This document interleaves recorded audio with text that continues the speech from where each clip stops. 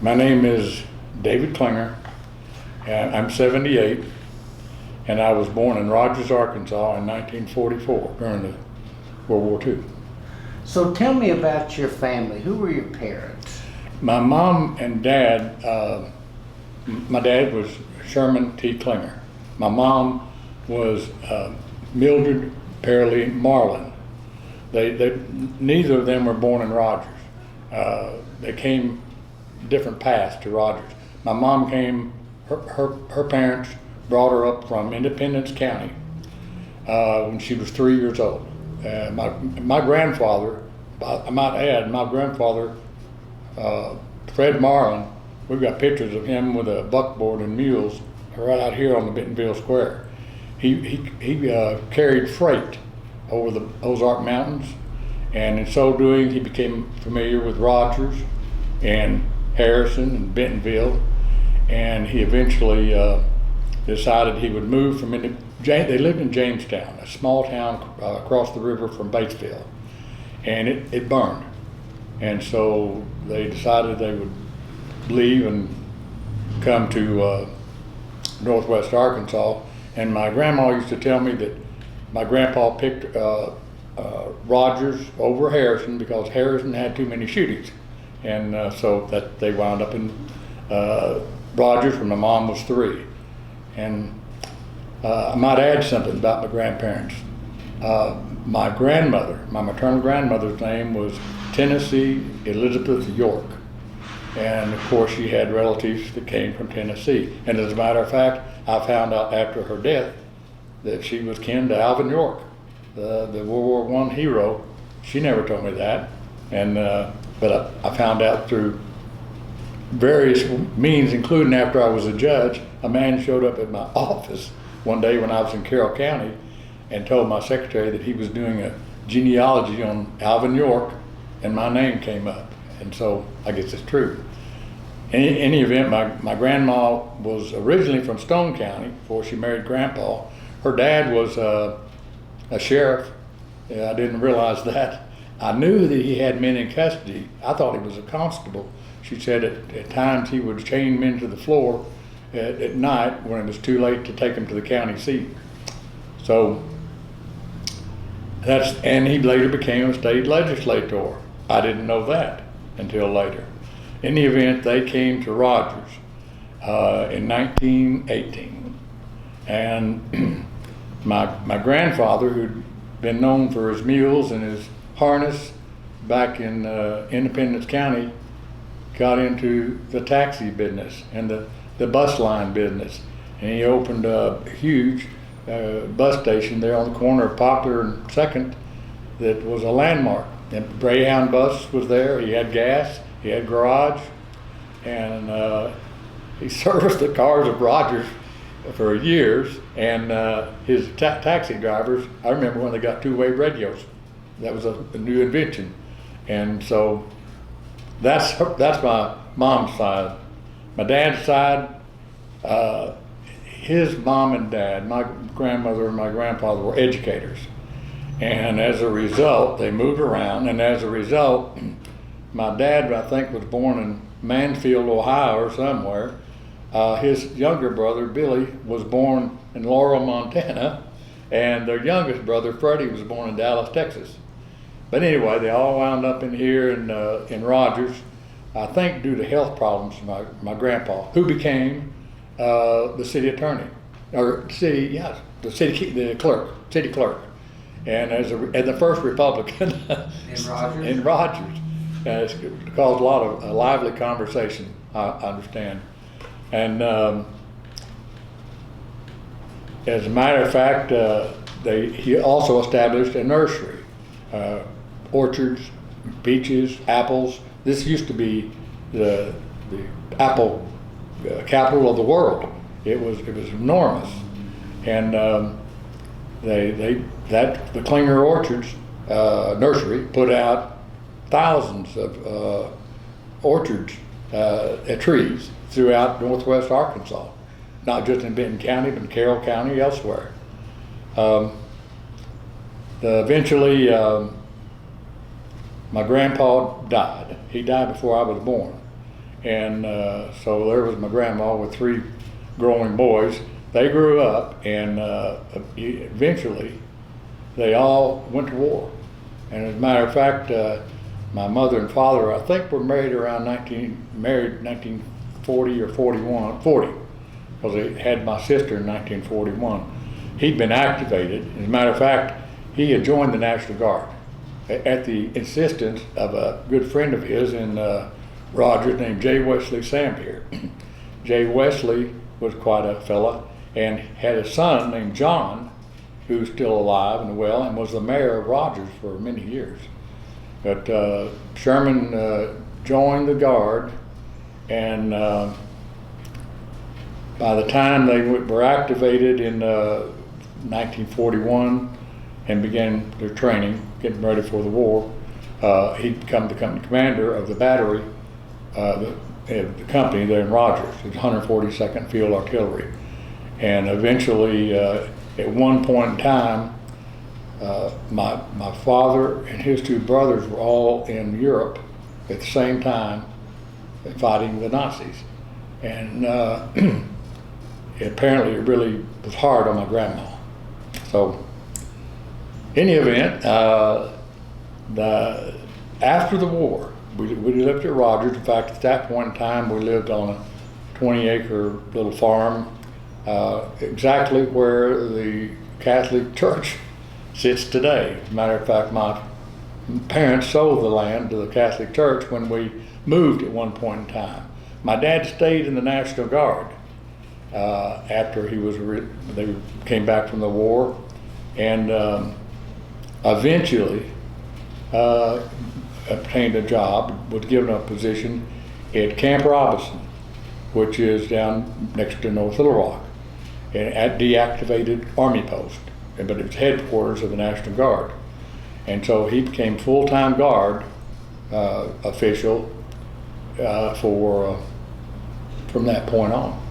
Now that meant we lived at Camp Robinson, moved to Camp Robinson, and we were there for. He was called the United States Property and Fiscal Officer. He was a colonel, and he was the liaison between the federal government and the Guard.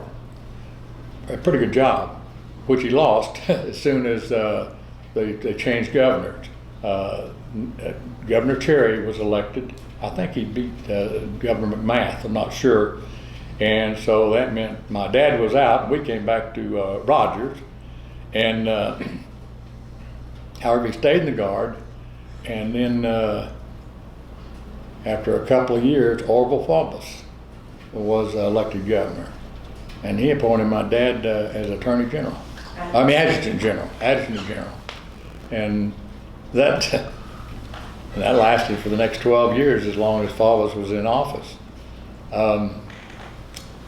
Now, that meant that we lived there then at Camp Robinson for several years, and I went to high school at a place out in the country called Sylvan Hills. And things were a little different living at camp, but the time came when the integration issues began to crop up. And as a matter of fact, in September, I think maybe September 4th of 1957, Faubus called the National Guard out to go to Little Rock Central. As a matter of fact, I answered the phone when the governor's office called for my dad. So I guess I'm part of history there.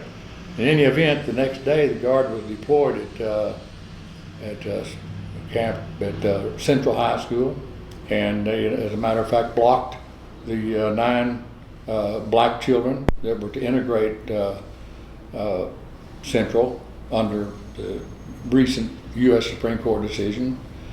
And Eisenhower was the president, and he quickly responded by sending the 101st Airborne to Camp Robinson to get those young children into the school. So he federalized the National Guard, which federalized my dad and federalized all the Guard, and they became then under federal control. And so the 101st Airborne, they They were there approximately 5 or 6 days in absolute control of security around Central High School. And then after about 5 days, the National Guard took over, the federalized National Guard. And instead of keeping the young black children out, they escorted them in. So the role had changed. The 101st was staying. They were bivouacked out in Camp Robinson, not far from where we lived. And they showed movies there for the troops at the old officers' mess hall. And I'd ride my horse down there at night and go in there with the 101st Airborne boys and watch movies. I remember Gunfight at the OK Corral as one of them. And I guess I was impressed with those fellows because right after high school, I went in the Army and went airborne. I wasn't assigned to the 101st, I was assigned to the 82nd. In any event, I went in and enlisted. While I was in the Army, I went to OCS and became an officer, and determined to get out because I didn't have a college degree, and I knew I wasn't going to get ahead in the regular Army. So I was relieved from active duty. I was a reservist, and I came home, kind of at loose ends, but didn't have any money. But I borrowed some money. The GI Bill was not in effect at that time, but I was still in the reserves as an officer, so I borrowed some money from the state of Arkansas Education Department, went up to the Capitol myself and made a loan, and was able to enter college at UCA, public ASTC, I think it was called back then. Now it's University of Central Arkansas. And that's how I began. And when I was in school there, I met my first wife-to-be, and eventually they did introduce renew the GI Bill, and that put that and my reserve pay and my working summers put me and my wife through college. And it continued on into law school. Because after college, I decided I'm going to go to law school. And so I went up to Fayetteville and entered law school, and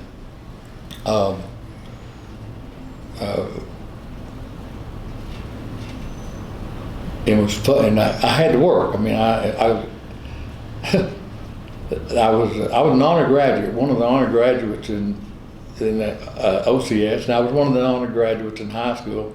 But I was working summers in law school, hanging live turkeys at Tyson's because I was supposed to go to work for the post office for the summer, but because of my test results. But because I was in the reserve and had the summer camp, they would not take me.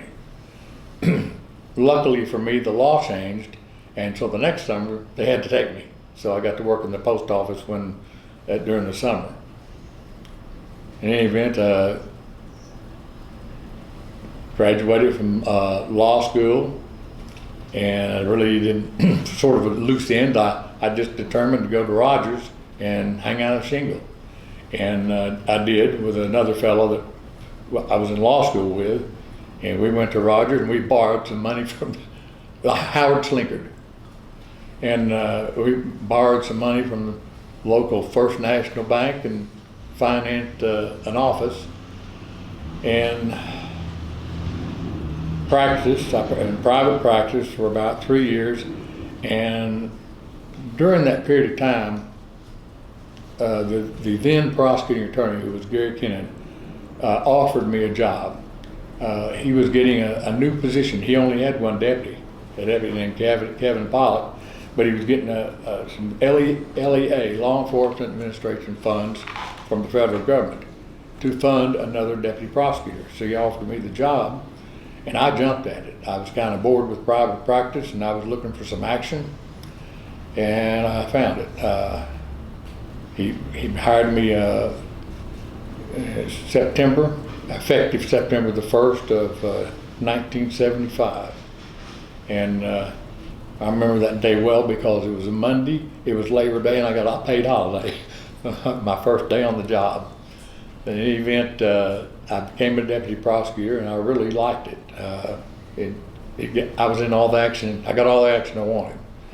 So tell me, what was it like in the 70s when you were working in the prosecutor's office? Well, I was the second deputy prosecutor, so that tells you something about our population. We didn't even have a full-time prosecutor. Gary Kennan had a private practice. All the prosecutors up to that point in time also had private practice.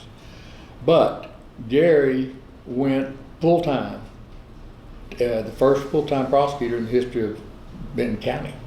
And he did so because it qualified him for some federal funds, so he didn't lose much. And they also funded the renovation of the downstairs here in the courthouse to establish the prosecuting attorney's office. It was there was plenty of crime. On my first week on the job, they had a 2-week murder case that started, and it was a rather spectacular murder case involving charges against Alex Montez of Casa Montez restaurants chain, and in essence Don Tyson, although he was not a named defendant in the case, but it was a charge of it was a murder for hire case. And so I had a conflict because I actually knew some information about the case that I had learned from through a lady who had also been charged, and she came and talked to the attorney next door to me, and he brought me in and filled me in, and I said, let's take it, we can win this one. But he didn't, and as a result of his not taking it, 2 attorneys took the case, one for Alex Montez and one of them for the lady. And the attorney for Alex Montez was an attorney named Bill Putman. And Bill Putman was one of my best teachers in law school. He got me through law school. And there he was renowned as a defense attorney. And I got to sit up there for the next week watching Bill Putman in action and realized he is a man on fire. He was deadly in the courtroom. He was just, in my opinion, probably the finest defense attorney that I eventually ever was up against. But after a week of the trial, I went to deputy prosecutor's school in Camden. So I wasn't there for the last week, and it did not go well for the prosecution. And after the second week, I think the jury might have been out 30 minutes and acquitted them, both, the man and the woman, Alex and the lady. And so, but that helped make me my mind up. If I ever became prosecutor, I would be careful and I would be prepared, particularly against people like Bill Putman. But there were other homicide cases during my career as a deputy prosecutor.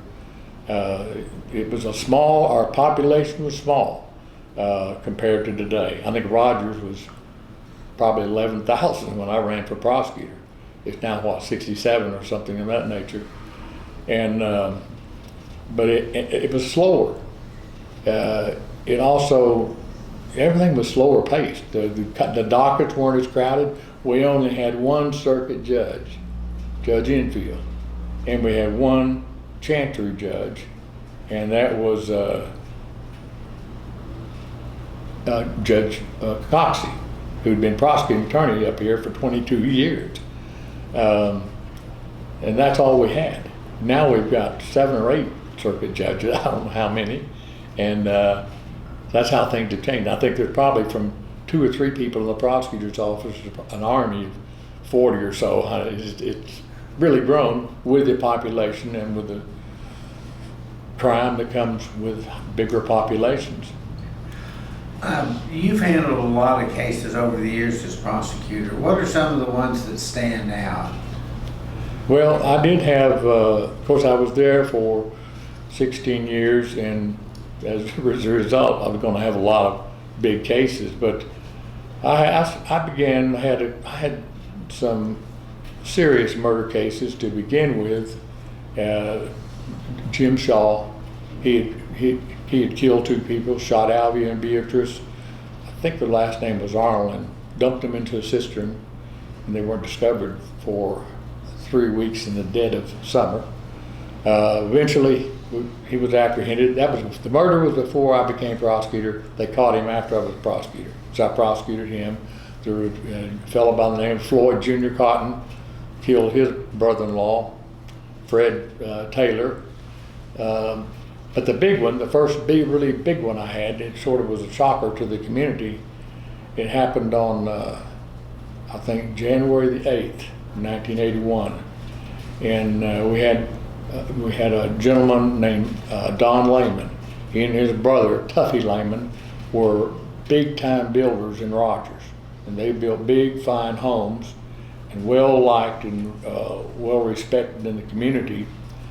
Don had a wife and 2 daughters, and lived in a fine, new, but small subdivision there in Rogers. And one night, there was a knock on the door, and Don went to the door and made the mistake of opening it because, by coincidence, he said, "Who's there?" And the man said, "David."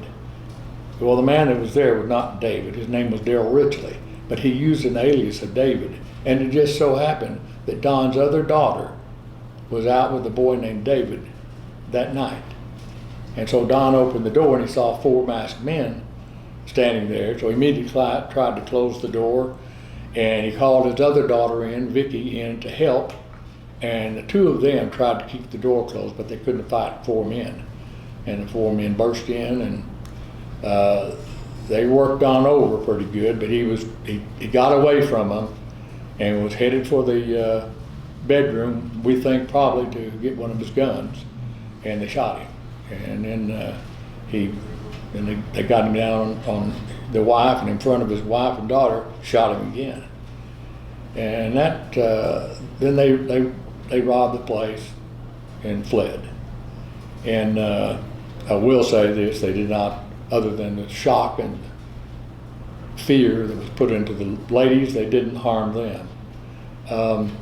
That rattled this community, and that was my first big case as prosecutor. And they were all rounded up, due mainly to some excellent police work. I learned during my years as prosecutor that we had some of the best investigating officers in various agencies around here, anywhere. And they did some great work, and within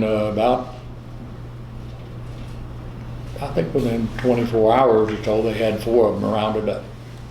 And that led to a pretty sensational trial. We kept them together. And Zolly was a deputy prosecutor. She'd just become a deputy prosecutor. She actually wasn't on the job when that murder took place. But she got in on that case too, as well as Ray Bunch, who was a deputy prosecutor.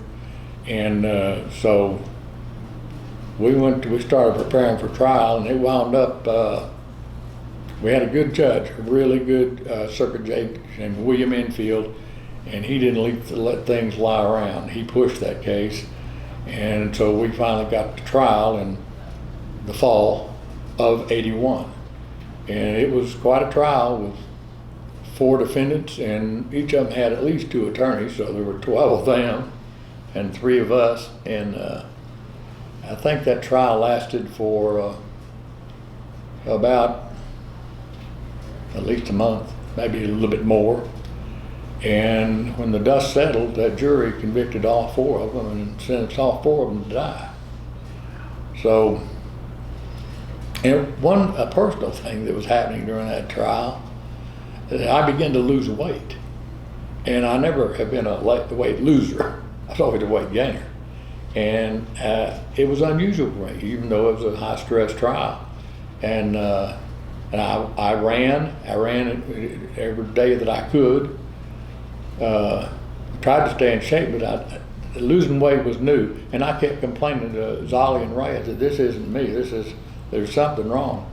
And eventually, after the conviction and 4 men sentenced to die, I went to the doctor and told him I think something's wrong, and they couldn't find anything.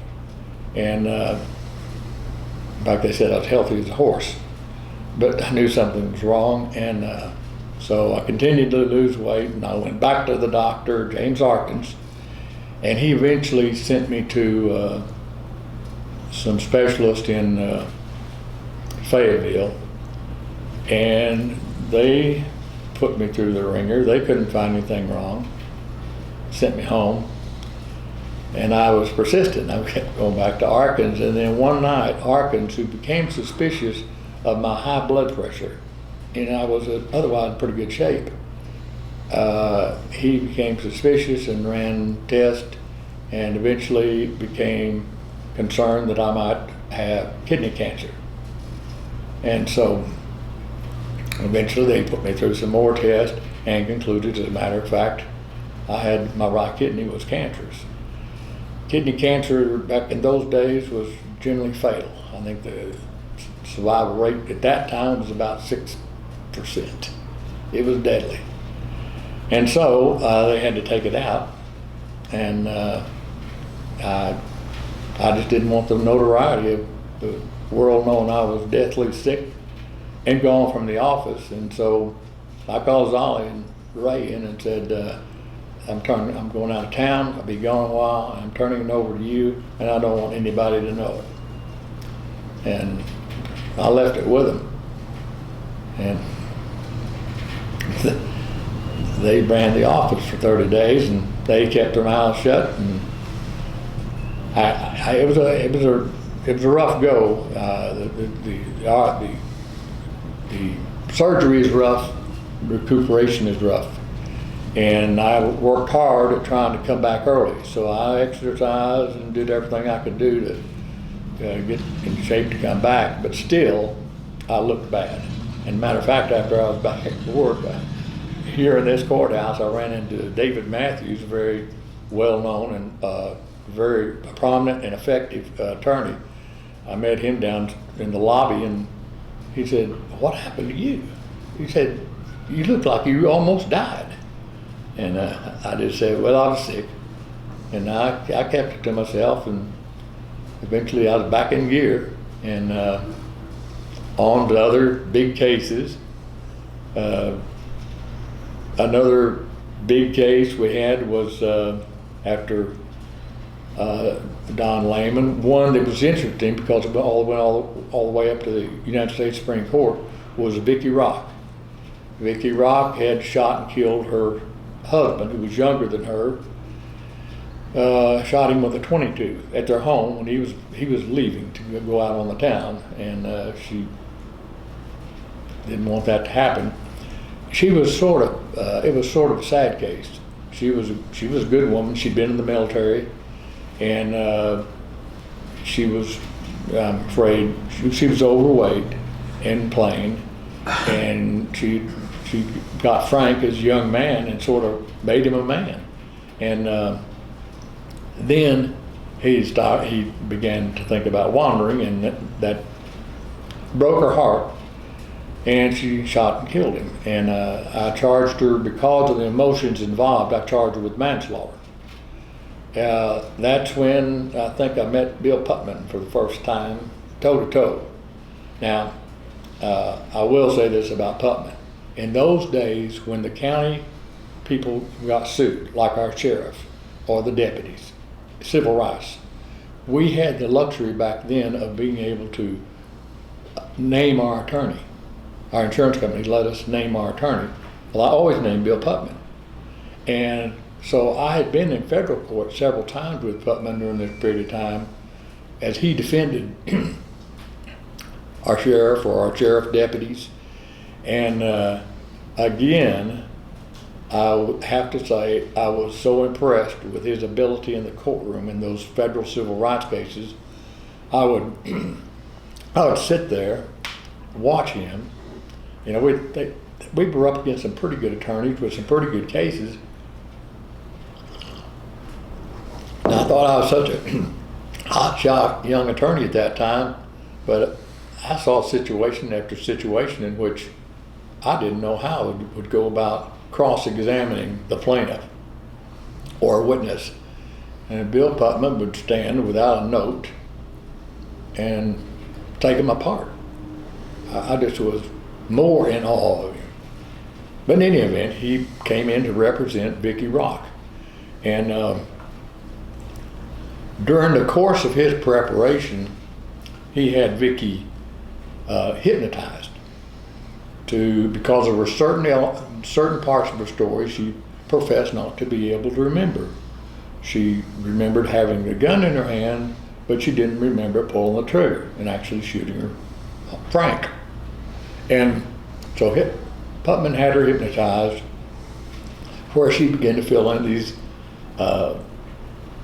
blanks. And I think that ultimately she told her hypnotist that she recalled that she didn't have her finger on the trigger, that Frank grabbed the gun and it went off accidentally. Well, we got ready to go we were getting ready for a trial, but we objected to the use of that hypnotically enhanced testimony. And we had big hearings on that, and ultimately we prevailed. Judge Enfield sided with the prosecution. Our position was not that all hypnotically enhanced testimony is bad or inadmissible, but in this particular case, they hadn't followed certain safeguards that are recommended and by the experts, mainly an expert named Hurd. And Enfield sided with us, and so he blocked the use of her hypnotically enhanced testimony, and the jury found her guilty, gave her 10 years. And they filed notice of appeal. The Supreme Court upheld it. But they went after the issue of hypnotically enhanced testimony. The Attorney General who handled our appeal to Arkansas Supreme Court took a position different from ours. We only went after this particular case, not all hypnotically enhanced testimony. Steve Clark, the Attorney General, argued that all hypnotically enhanced testimony should be excluded because of lack of reliability. And the Supreme Court agreed. And they agreed, they adopted a rule, per se, excluding all hypnotically enhanced testimony. That, in turn, was appealed to the U.S. Supreme Court. Putman was gone by this time. Putman had died. And the appeal was handled by Gene Kelly, very a good attorney, really good attorney, out of Rogers, and his partner, Mike Luffman. And so the question before the U.S. Supreme Court really wasn't the question Judge Enfield had ruled on. And that is, in this case, was it done right? They took it up on, was the Supreme Court right that all hypnotically enhanced testimony is bad? And so the Supreme Court reversed and sent it back and said no, that per se all exclusion of all hypnotically enhanced testimony is incorrect. And so in other words, it's case by case, which is what we argued in the first place.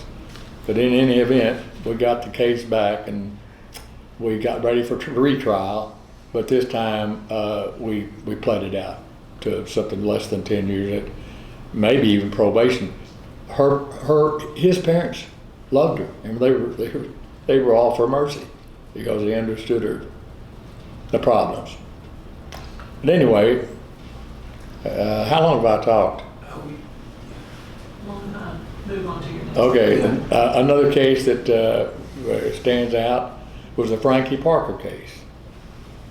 Frankie Parker was a fella, a jovial, friendly, good talking, good persuasive talker, a young man in Rogers, but he had a bad streak, and he was married to his wife was named Pam, and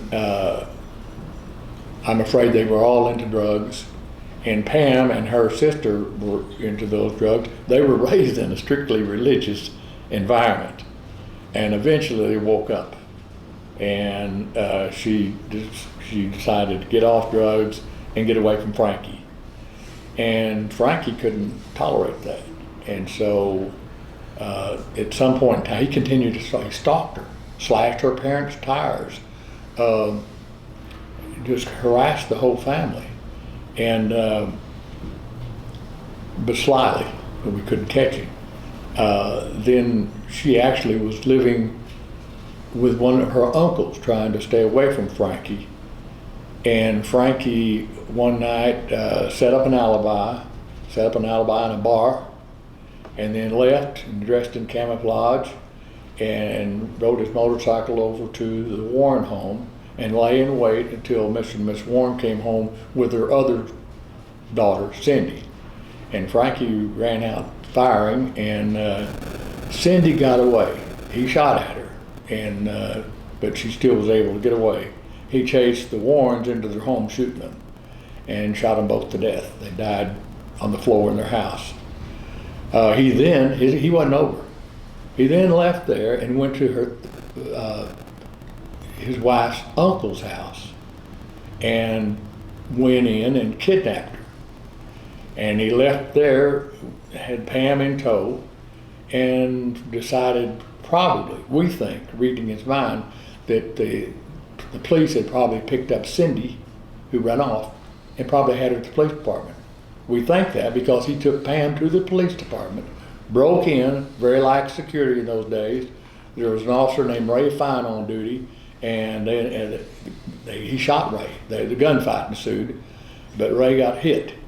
And then Frankie retreated to the back part of the jail and held her hostage.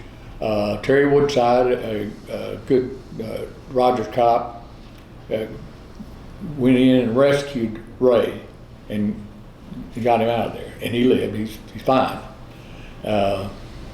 Frankie got on the air. He was talking to the local radio stations and telling them all about what he'd done and what he had to, why, justifying it.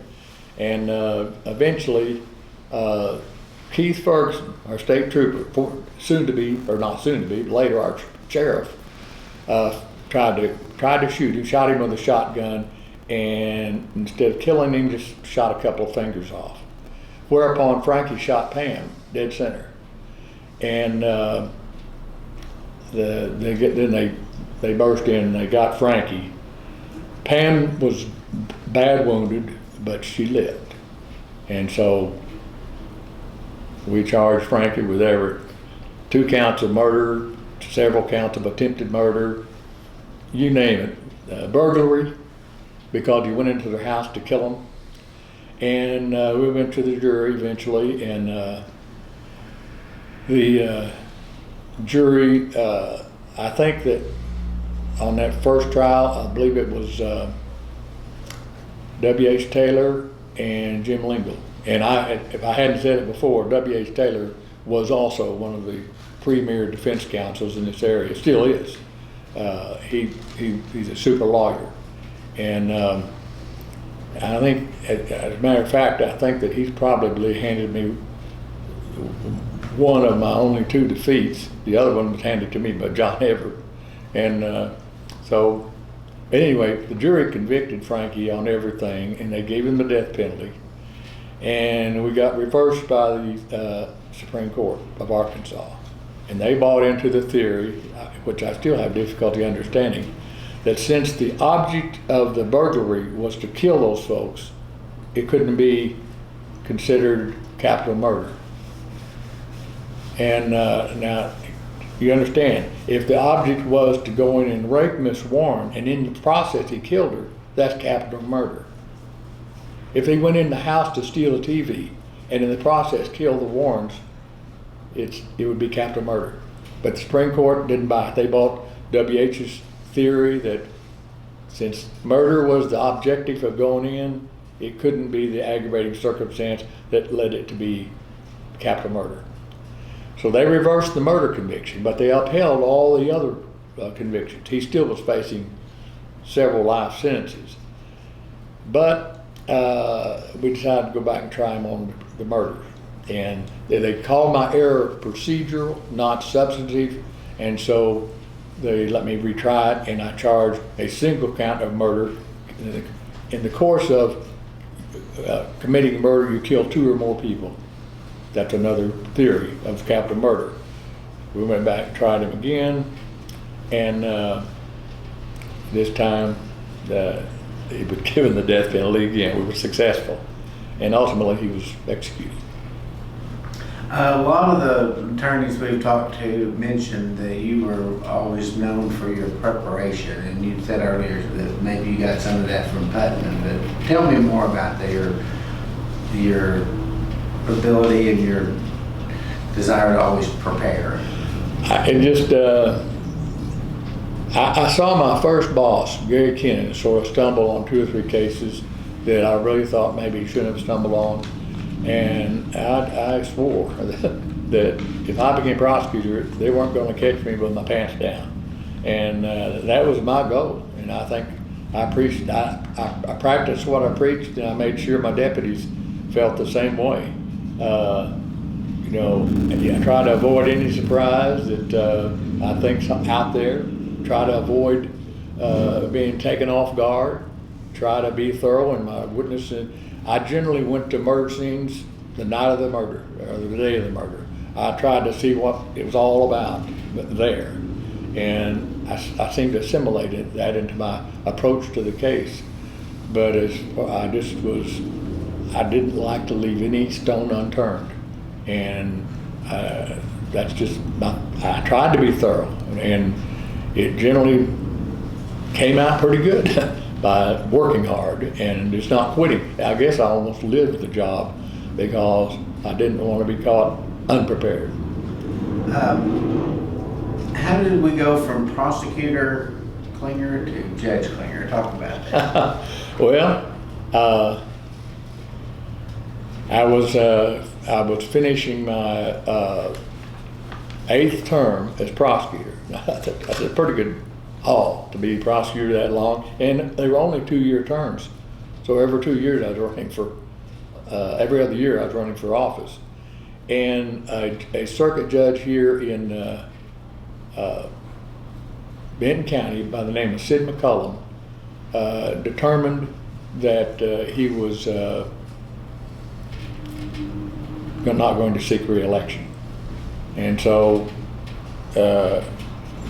my wife, who at that time was Holly, and I talked it over, and we said, well, you're tired of being prosecutor, maybe this is the time to go for this vacancy. And so that's what we did. We just added one little wrinkle to it. We decided this was the time to make the switch to the Republican Party. And even though I was still in office, having been elected a Democrat, I ran as a Republican. And that caused some hard feelings here and there, but also I guess in the long run didn't hurt me that bad because I had a good opponent. His name was Danny Ford, which the Razorback football coach at that time was Danny Ford, so that didn't help. But he fought a hard, honorable race. It was a long, hard race, and it was a close one as far as the final count. But when the dust settled, I'd won. And that's how I became a circuit judge. And I might add, a short 5 years later, Governor Huckabee saw fit to appoint Zolly as a circuit judge. And so I think we were probably the first husband and wife team as circuit judges in the history of the state of Arkansas. And it was nice because she was appointed in 2000, and I retired finally in July of 2011. So I had 11 years we got to be judges here in Benton County.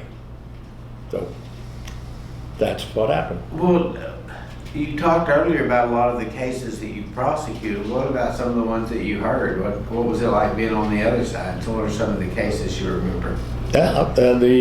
We had, it didn't seem like we had as many cases as I had as prosecutor, but we did. The prosecutor had tried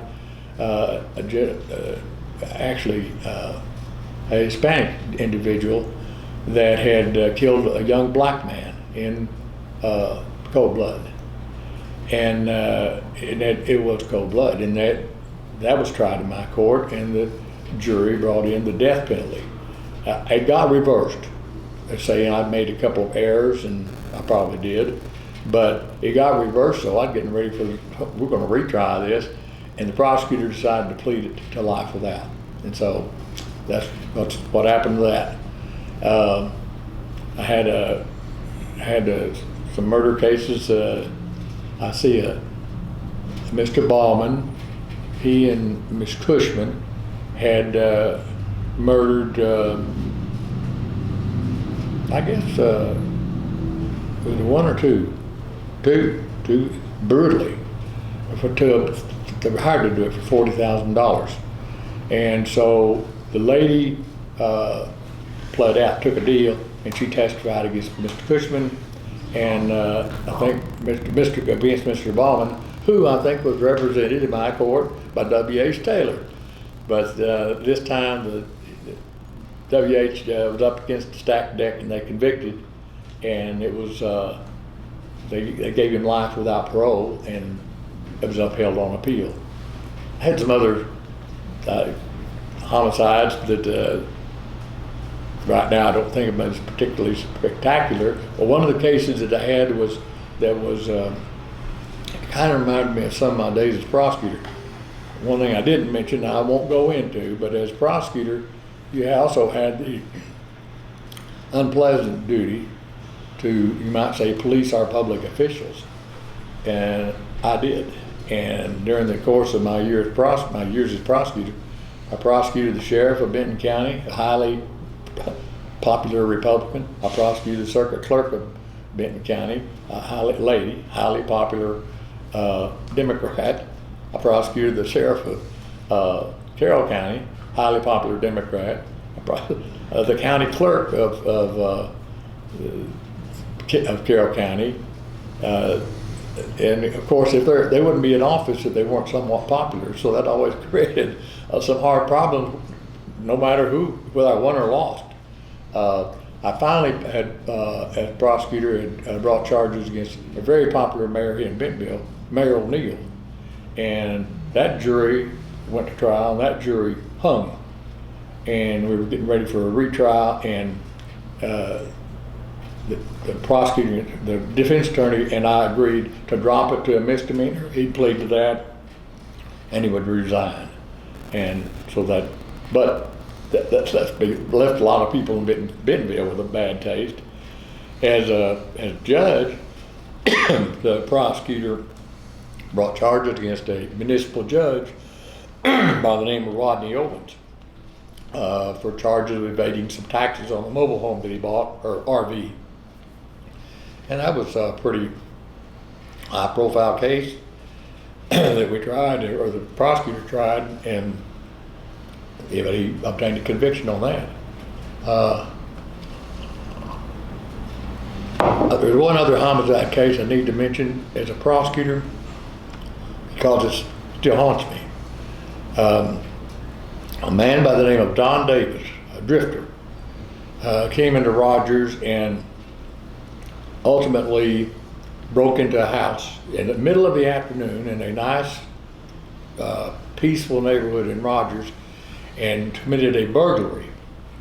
During the course of that burglary, he stole a .44 caliber pistol. About that time, a lady that lived next door, across the street, came home, and he saw her, and she went into her home, and he went across the street with that .44 caliber pistol. Her name was Jane Daniel, and her husband was a very prominent Rogers businessman by the name of Richard Daniel, former president of Daisy. At that present time, he's the president of Foam Molding, highly popular.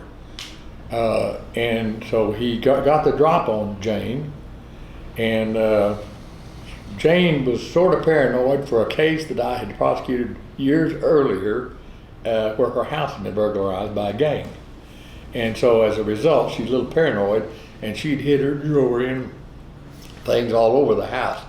But he put the gun on her, and she took him through the house and gathered all her jewelry for him.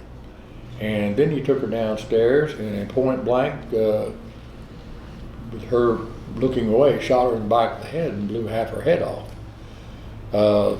It was a gruesome case. It was a gruesome murder. It was a spectacular work by Mike Jones and some of the Rogers investigators. Steve Russell was one of those investigators, and he was brought to justice, and we had a trial, and he was convicted, and the jury gave him the death penalty. But he appealed, which is normal in an adult death penalty case. He lost, and he appealed to the U.S. Supreme Court, and he lost. And yet, he began to attach his name to every one of these lawsuits in which the people on death row are attacking the chemicals being used to bring about their death. And as a result, he's still alive. And he's been on death row for about 30 years. And that bothers me. I might say that the chemicals that are now being used have been approved by federal court. All it waits is for the governor of the state of Arkansas to set a date, execution date, and for reasons unknown to me, the governor has not chosen to do so. But that's one that still hangs over my head and leaves me with heavy heart. Richard has died. One of their sons has died. I mean, it's been so long that very, very few people will remember the murder case if he should ever be put to death. All right, Judge Klinger, we've been talking about some of the cases that you worked on, both as prosecutor and as judge. What are some of the other ones maybe we haven't had a chance to talk about yet? One homicide case that I found, I think, pretty significant was a case right here in Bentonville, in which a gentleman by the name of Gary Ward, who was married to a nice young lady by the name of Peggy Ward. They had 2 children. Her parents owned the local lumber company here, and Gary he was well liked in the community, but he had a rough streak, and he was hard to her, hard on her. And in fact, she threatened divorce several times, and in fact, they had even filed for divorce. But in any event, the time came to pass that they were living separate and apart. She lived in Centerton with their 2 children, who had gone over to their mom. And Gary then bided his time, and after the kids had gone to school one morning, went to her residence and shot her to death inside. He then drove to Bentonville. In fact, was coming right down that street out there when the Rogers or Bentonville police officer spotted him. They knew about the murder, and so they were then looking for him. And they caught him, got behind him, and he drove on down here to the jail and turned himself in. Our theory was that he was going to the lumber company to kill her parents. That's our theory. In any event, I charged him with capital murder. One of the sad things about it is, even though it was premeditated and cold-blooded, there were no aggravating circumstances as defined under the law. And without at least one aggravating circumstance, you can't seek the death penalty. Otherwise, I would have. And so he lawyered up, and he got W.H. Taylor as his lawyer. And W.H. got help from an attorney named Steve Val. Steve Val is from Berryville, really Green Forest, but practiced in Berryville. He was he helped me when I ran for prosecutor. He later became one of my deputy prosecutors, the best one I ever had in Carroll County until one named Kenny Elser. And so he'd gone into private practice, and the 2 of them were going to represent Gary. They pled insanity, and he was shipped off for examination by the psychiatrist at State Hospital. Now, rarely do they find somebody mentally unfit to proceed. If they do, you probably knew it in advance. In other words, the prosecutor probably knew this will never go to trial. That person is mentally unstable. Gary Ward didn't seem to fit that bill, but after they got through evaluating him, they said in essence he suffered from temporary insanity, an irresistible impulse, and therefore could not form the requisite mental state to suffer criminal responsibility. And we were flabbergasted by that, and so we challenged it. The prosecutor challenged the state psychiatrist, and we had a hearing. And so I went after the state psychiatrist, who had never been, I'd say, against me before. WH was there, and the psychiatrist had built so much of his opinion on things as represented to him by Gary Ward. And so I began sort of to dismantle Gary's story through the facts of the case, including the fact that he had laid in wait. He sat on Main Street in Centerton in a car outside of business. He was spotted by people that knew him, waiting until he saw his kids go by in their truck. Then he went and committed the murder. And it was things like that that eventually caused the psychiatrist to say, if those things are true, then our opinion is wrong. And that meant it's going to be tried by a jury. A jury would make the ultimate call. We had our own psychologist named Dr. Tuft, great guy, who was there on our behalf to testify all the things that Gary did. He clearly was not insane. He clearly was thinking clearly and had the requisite mental intent to be held accountable. And so with that, WH decided to plead it. And so we pled him to life. I couldn't go for the death penalty, so I dropped it from life without to life. The other case that was, I thought, that one of our biggest challenges was the Sunshine School case. And in that case, the charges were that an assistant, a teacher assistant, who was out there not as a teacher but to help, named Rick Logan, that he was abusing sexually and physically the children, some of the children in school. The children were handicapped physically and some mentally, and some both, and so in varying degrees of severity. Oh, so that one was a new one, and we hadn't handled that kind of case before. We got into it. There was an investigator on the case from the sheriff's office named Mike Sidoriak, who was quite competent, but was also up against the wall. And once again, Zolly and I, we had just gotten through prosecuting our sheriff of Benton County. It was a jury trial. And so then we were able to focus our attention on the Sunshine School. And we got involved, and the administration from the Sunshine School and the teachers were very, very helpful. They were very concerned, very upset, and they helped us work with the children and learned how to communicate with them for those that really had difficulty communicating, and helped us understand them. And so we were a little bit off balance, but we still, I guess you'd say, we soldiered through, and we finally had narrowed it down to 9 little boys of varying ages that we thought we might be able to make these cases in court beyond a reasonable doubt.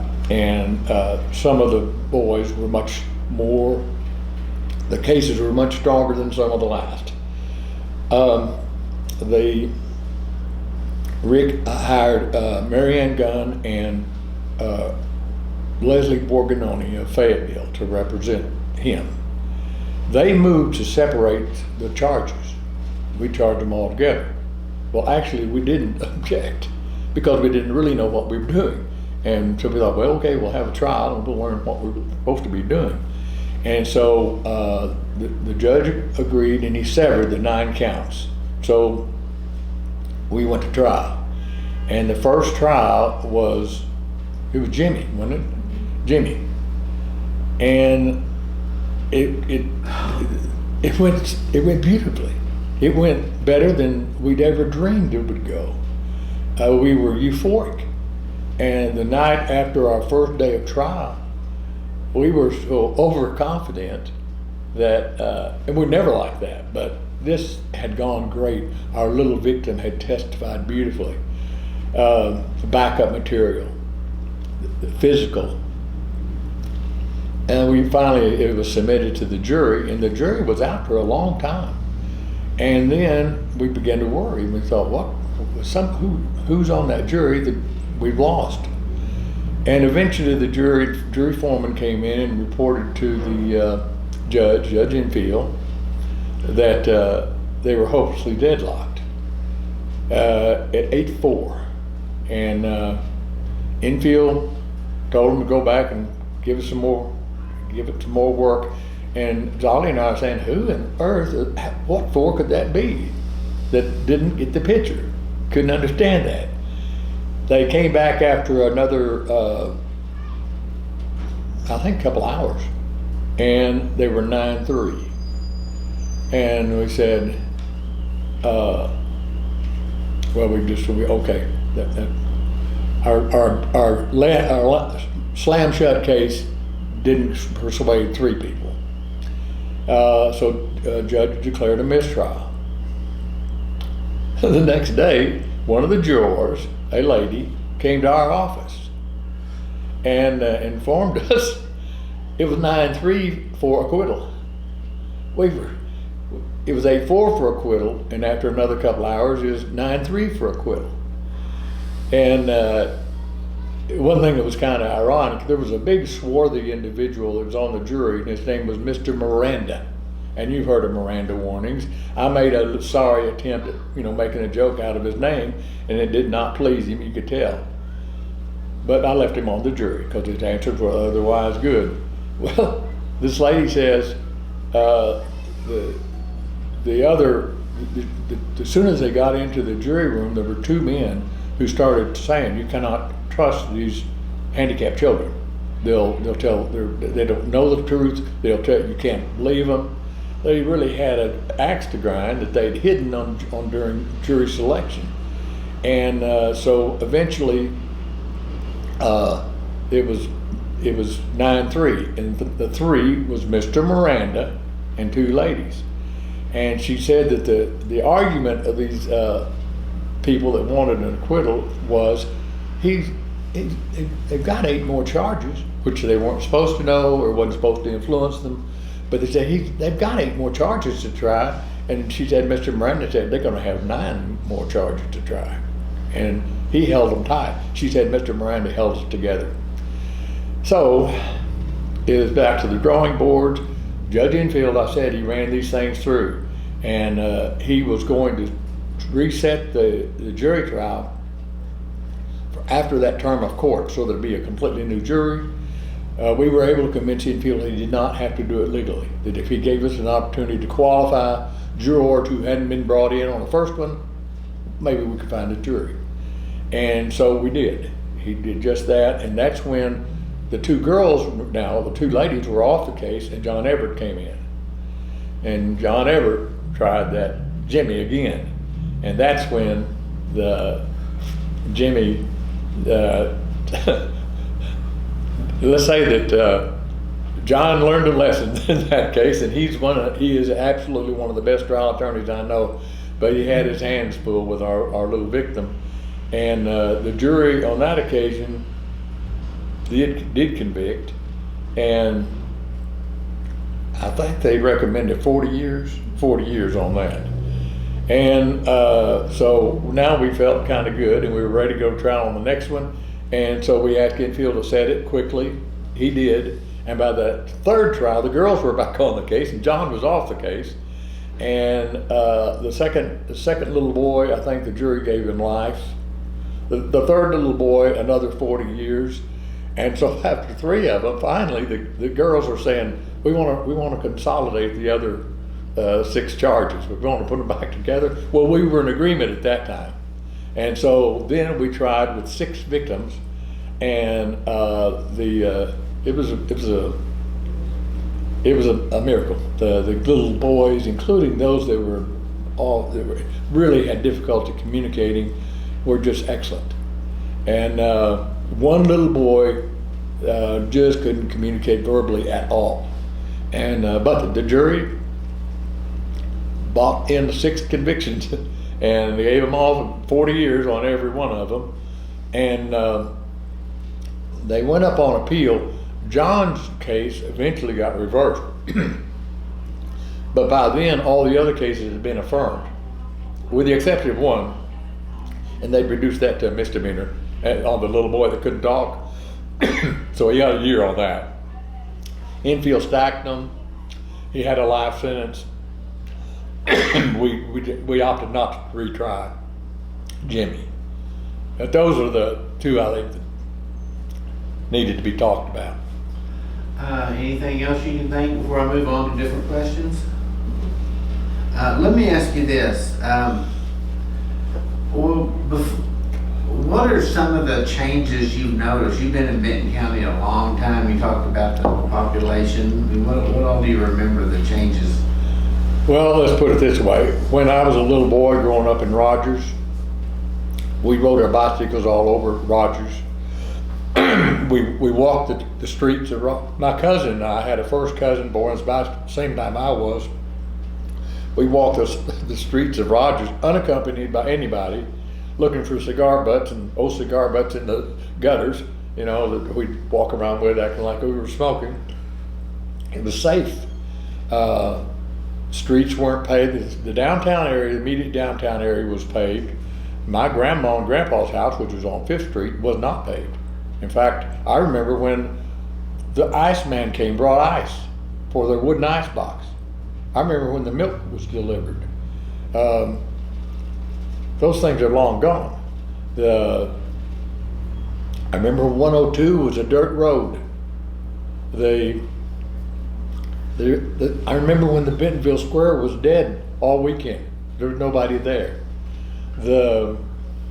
I remember one time coming back from Camp Robinson. I was a little boy driving into Rogers, and I saw the population sign, 5,400, and now 67,000. Instead of a bunch of separate cities and mostly country, it's one giant metropolitan area. There's hardly any distinction.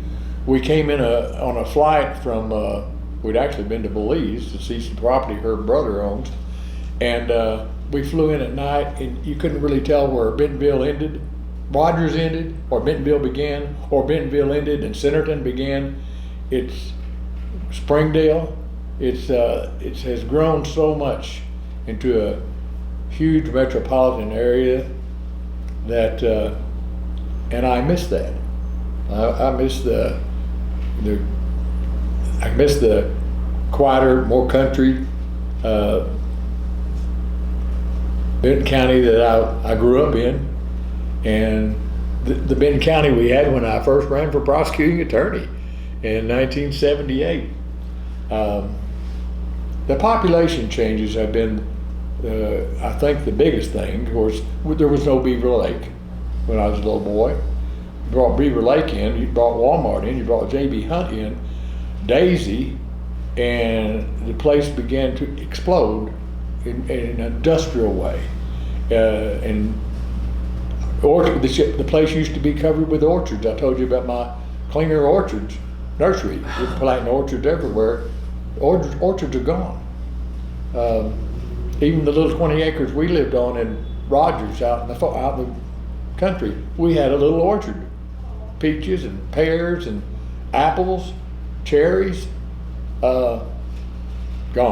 So I think that's the the citification, I guess you could say, of Benton County from mainly rural to less and less and less rural is, I think, the big change.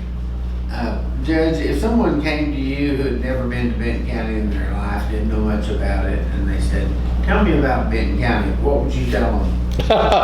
Starting when? Well, right now, somebody said, hey, tell me about Benton County, why should I come there, why is it a good place, what would you tell them? Well, I tell them it's still one of the cleanest, best places to live. Our crime rate is low.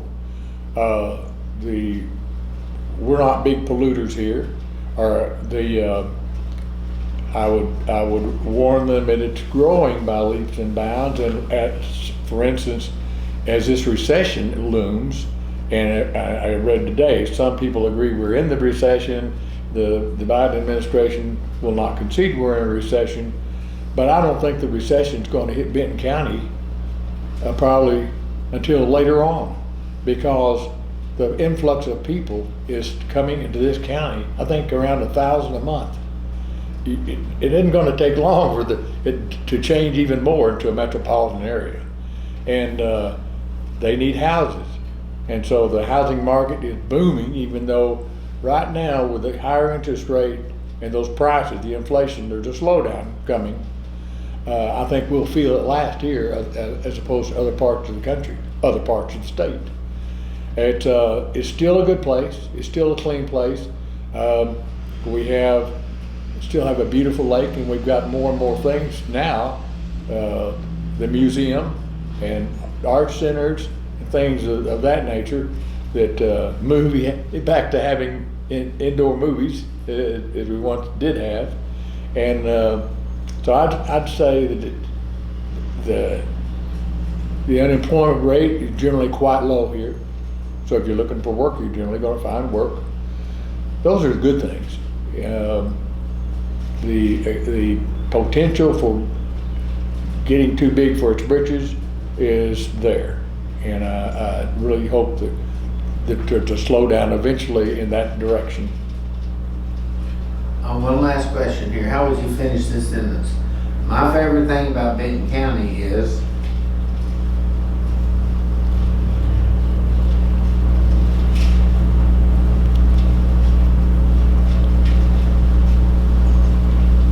Well, there are so many things about Benton County.